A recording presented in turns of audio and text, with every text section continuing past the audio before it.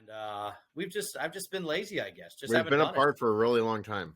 Yeah, I wanted my beard to grow out a little more first, so it did. It's a little longer than last time. So It looks good. It's coming in. It doesn't it's even look there. like you shaved it a year and a half ago. No, it doesn't. No, it doesn't. So, but oh man, no, I figured there's stuff going on. I mean, you have election coming up in what 90 something days, Oh, like 99, 98 yeah. days. There's an election coming up, so there's stuff to talk about there. But right now we got Christians being stupid. Right, that's what we have. We have snowflake Christians right now. We have the Paris Olympics that had their and why is anyone surprised by how weird it was? I mean, this is it starts with you have Marie Antoinette's head decapitated in French death metal. Amazing performance there. Oh yeah, that thing was I watched awesome. that, and when I was prepping for this, by the way, if you're looking for this performance that we're about to talk about, don't fast forward through the Peacock recording because it's not there. So great. Yep. Fun times. You want to find the recording, you got to get a TikTok account or something. Mm-hmm. You got to do it that way. Hour and a half of my life down the drain watching a lot of commercials about cancer. Man, exactly. You're like, and then by the time you're done, you're like, do I? Yeah, exactly. Do I have that? You're like, the side effects could be like, oh my God, I have those. I'm not even taking the medication. And the side effects could be weight gain. I'm like, oh my God. It could be you're tired all the time. I'm like, oh no, you're just fat. Thank God. But man, no. So you have the ceremonies, and there it's French people. I mean, the athletes are riding in boats and everything. Mm-hmm. So you have that going on. You have like a metal horse galloping across a. Well, you got Celine Dion performing. Which is awesome. Celine Dion, Lady Gaga. Lady Gaga performing, which is awesome. But what everyone got worked up about, and this is across the board. You had evangelicals getting worked up about it. You had Lutherans worked up about it. Mm-hmm. Roman Catholics worked up about it. Is this portrayal supposedly of the Last Supper, where you have in the middle, and I don't think she's trans. I think the woman in the middle. She was a DJ. Yeah. Yeah. So you have her, and then around her is like transgender and other people and all this stuff. You got dudes with beards wearing dresses and all that. And, you see it and you're like, okay, this is odd. This is strange. And very French.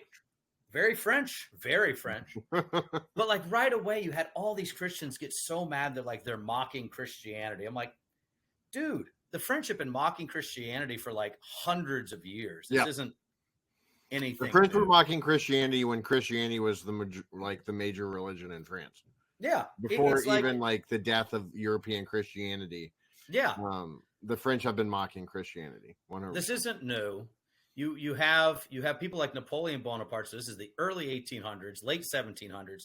That are not. I mean, takes the crown, mm-hmm. doesn't let the Pope do it. He does it himself, right? Mm-hmm. I mean, so it's not like they've honored the church for hundreds of years. But the reaction people have was the best. They're like, they have this mockery is how look at the times we live in. You have people who are so extreme saying it's revelation enacted because you had the horse riding and so, oh, that's the rider and Jesus is coming. And I'm just looking at it and I'm like, my first thought before I read anything was, if a drag queen is the biggest threat to the faith, God help us. Yeah. Yeah, 100%. You watch the performance, and I think it's a sad indication of our culture where, in America and worldwide, where you watch that, and my first thought was, okay, yeah, like, it's not necessarily anything out of the normal from what you might see on, RuPaul Drag Race or anything like that. But it's like you take So first thought I had was like, okay, everyone's being really like, okay, settle down, Francis, calm down. This is not the end of the world. This is a French director being a French director, mm-hmm. doing something weird. But then I'm like, okay. I then read this one Christian posted, and they were trying to basically say the same thing, calm down. And it was all the different representations of the Last Supper, right? Because it's mocking Jesus at the Last Supper didn't sit on one side of the table with everybody sitting there. Right. So we have no clue how they sat, probably like around a little table on a table, and the table would have been really low to the ground. Mm-hmm. So this is Da Vinci's painting they're mocking. But then there's one like the Simpsons did it. So you have like Homer Simpson in the place of Jesus. Yeah, that 70s show did it. That 70s show did it. I saw a clip on TikTok where it was right. That 70s show had a Last Supper. Right. So you got Topher, and then you have the Sopranos. So you got Tony Soprano as Jesus. And what was another one I saw? Oh, one that's recently come out is Trump. Trump in the middle is Jesus. Oh, yes. And then like a bunch of like the conservative Republicans. And then you have like Judas. I can't remember who played Judas. There was like a Republican that sold, yeah, it probably Penn. But it's so funny. I'm like, are Christians outraged about that? That it's, Donald Trump is Jesus? Yeah. So that's my thing is it's like you have all these, it's one of the most, if you talk about paintings, artwork, it's in the top 20 of known pieces of art. Oh, 100%, yeah. Everyone sees it, knows it. I remember there was a basketball one, where it had MJ in the middle. Yep. Obviously, it's not going to be LeBron. It's going to be MJ. But, you have all these things. So I'm like, okay, this isn't the first time it's been mocked. You're freaking out. But here's my thing. What's the bigger mockery of the Lord's Supper? Is it a bunch of queer Frenchmen and French ladies and French thems, or the fact that there's a lot of churches that reject that this is actually the body and blood of Jesus? There's a more prevalent issue here, I think. Right. And I think that's what you're getting at. Like, of course, this is the way the Lord's Supper is mocked in common culture, but at the same time, we mock it in our own Christian religion as we go along. Well, and I was talking in Bible study about it on Sunday, and I said, let's go to the Bible. So let's say it is a mockery. Let's say this director, his intention was to deliberately attack the faith. Mm-hmm. What does the Bible say about this? Let's go to Luke 6, the Sermon on the Plain, right? Where Jesus, not plain, but like flat area plain. So Jesus is in the Sermon on the Plain, and he preaches that when you're persecuted, and he emphasizes it, Luke emphasizes it more than Matthew did. He doesn't just say rejoice, he says leap for joy that you're suffering. So you got Matthew 5, Sermon on the Mount, rejoice and be glad, for so did they do to the prophets who were before you. And then you have Luke. Then you have like John 16. In the world you will have pressure, you'll have tribulation, but take heart, I've overcome the world. You have Peter talking about you who are in the dispersion. Rejoice that you suffer along with Christ. So it's like, why aren't we doing cartwheels up and down the aisle? That it's like we're suffering for the truth. We're suffering, and some would say, "Well, that's what I'm doing when I post these things." No, you're not. You're sitting on your computer, saying you're being persecuted. When no, you're not. All your friends are Christians. Majority of people are Christians. You just got home from church on a Sunday. Yeah, you went out to Golden Corral afterward. Yeah, you just went to a conference because let's be real. In the Missouri Synod, there's like a conference every week. I just worked 3 of them. You just worked 3 of them. Yeah. There's all these conferences, so you're like, it's. So what do we do? I mean, I guess that's the fun part is, well, you pray that the people who do this stuff repent and come to the truth. But I made the point we kind of have to pray for ourselves because we're letting something like this become a dividing point now. What's your opinion on the Paris opening ceremony? Right. Well, yeah, and if you don't take the hardline stance, or if you're the person that just dismisses it as completely as, oh no, that was the feast of Dionysus, or know what I mean, like you can't win for losing. No, it's and I still come back to just the snowflake stuff. It's like when Attila the Hun came over to Rome. Pope Leo goes out and I think it was Pope Leo goes out and prays for them. Please don't attack us. Please don't kill all of us. Please don't massacre us like you have every other. Yeah, you're the country. scourge. Yeah, please slow down, scourge of God. Is the scourge of God and if anyone says yes, it is. Like this is our cross to bear. I'll be like, this is like the cute aquamarine cross at Hobby Lobby that we're bearing. Then this is not. There was a decent amount of aquamarine on that man's body paint. I tell you. For sure. I think he would identify as Aquamarine there. Oh So God! But that's so. It's just so. I'm like, man, if we really think this is the persecuted time, then well, we're and I mean, toast. I think in my mind when I saw the clips on TikTok, my initial thought was like, if that's the best mockery you can come up with, Yeah, like really, you know what I bring mean? something better on. Like there's like there were better, like you can watch Fox News or CNN or MSNBC and get better mockery of Christianity. Oh yeah, You know what I mean? Just based on politics alone nowadays. So seeing the French DJ play the drag queens down the runway and yeah, dance around and everything like that and Dionysus popping out of right. on a gigantic serving platter, like, yeah, it's lewd, but at the same time, like, if that's the best mockery of Christianity the director can come up with, even if, like, as he said, he was being playful and trying to be cute, but also kind of trying to push the line a little bit, and not necessarily realizing it was going to offend. Right. If that's the best mockery, that Right. like that's nothing. Like truly, it's nothing. And we would be better served by not embracing it, not giving it any attention, not paying it any attention.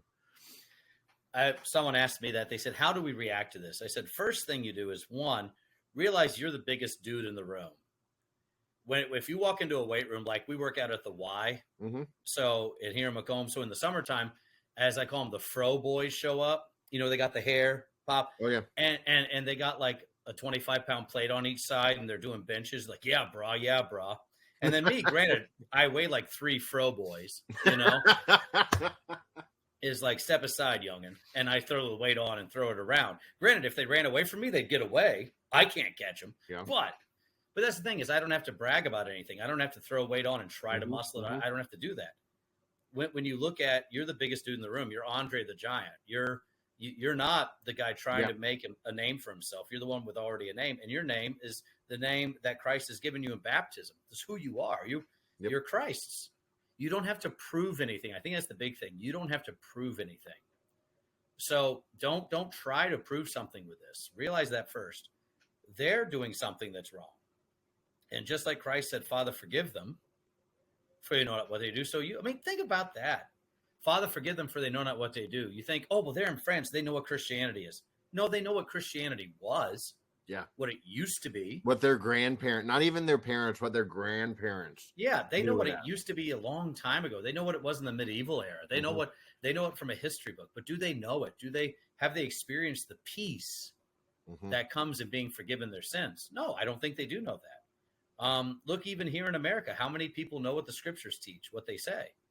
So, no, I'd say majority of the French are pretty ignorant of the faith and don't know it. So when they do these things, they know what Da Vinci painted in the Renaissance era. Yeah. But do they know what it means to see a Christian genuinely loving, forgiving, living sacrificially? Do they know these things and rejoice in them? Or do they see modern day Christianity as people trying to prove something? So that's my thing is forgive. And I think the reaction, it creates a self-fulfilling prophecy. You know what I mean? Because the reaction, people who are on that side of the fence are going to see the reaction from the Christian media or the Christian, I guess the Christian reaction in general, and are going to say, "Told you so." Yeah. Told you so. Look at how upset they get over this. They get upset about everything, and they're right. I mean, we're a bunch of Karens. Karen, I actually know a few Karens, and I like them. But yeah, I know one Karen, and she's lovely. But I think that's the thing is like, we're just flipping out because, and this is the fun part, because we're insecure about our own faith, our own understanding. We're not acting like the guy who's the strongest in the room. We're acting like the guy that's trying to prove something. So settle down. When you get upset about this, go pray, read the Psalms, and maybe touch a little grass. I know that's a little rude to say, but go outside. Yeah. You know what I mean? Sun, take a breath. You. Yeah. Receive the gifts.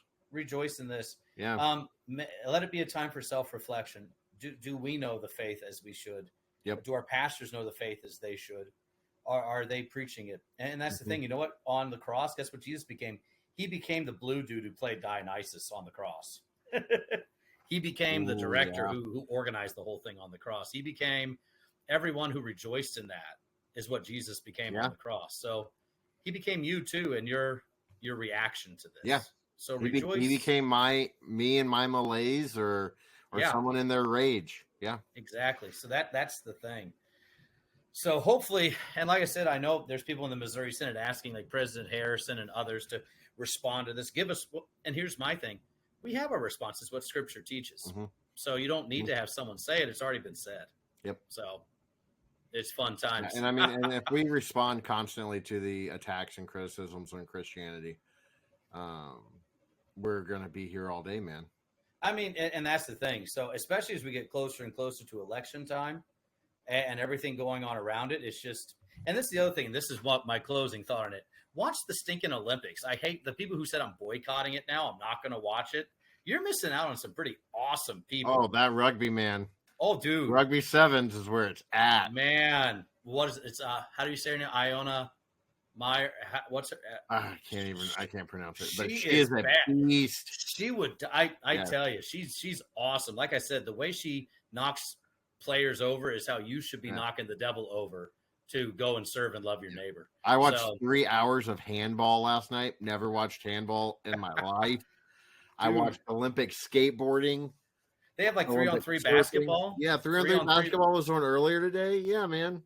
It's I mean the boys they're excited for basketball. You know, see KD come out and hit 100% of his shots. You know, but you got some dominate the world.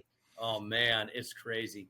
But did you see the gymnastics, the men's gymnastics team? Steve? Oh, yeah, and he posted solving a Rubik's Cube in under 10 seconds and then went out and just dominated the pommel horse right after. Brought me back to the Higher Things talent show, because the Higher Things talent show is basically kids playing the piano and kids solving Rubik's Cubes. That's basically the Higher Things talent show. That is HT 100%. You throw in a couple goofy homeschool kids that do an act from Monty Python, and you throw in a girl that knows how to sing, and that's basically the Higher Things talent. And jugglers. You know, we've had a few jugglers, Yeah, as the Faith Plano kids show up, you get jugglers. But but no, it's like. But here's the other thing: play sports. Have your kids actually want to be these, to watch it, and to then go out and just play. To go out and maybe the amount of devotion I think you see in these athletes. What gets me is like not looking at the big countries, like France or the UK or America. If you watch the opening ceremony, this is what I got out of watching the opening ceremony. Seeing the boats filled with like 6 countries and they have 10 athletes. Right.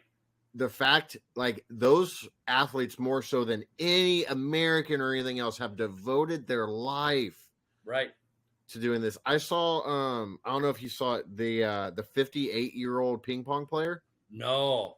Yeah, she was a ping pong player in China. And when the ping pong committee switched to double-sided paddles or single-sided, I don't know. When they switched paddle style, she quit playing in her 20s. And came back to it during COVID, naturalized to Chile, and now she is playing in the Olympics at 58 years old. That's what the Olympics is about. That's amazing. The Olympics is about people like that, or the rugby player, or the Simone Biles, overcoming. It's like Simone Biles. Yeah. She's abused by her coach, comes back and shows, yes, I am number one. Yeah.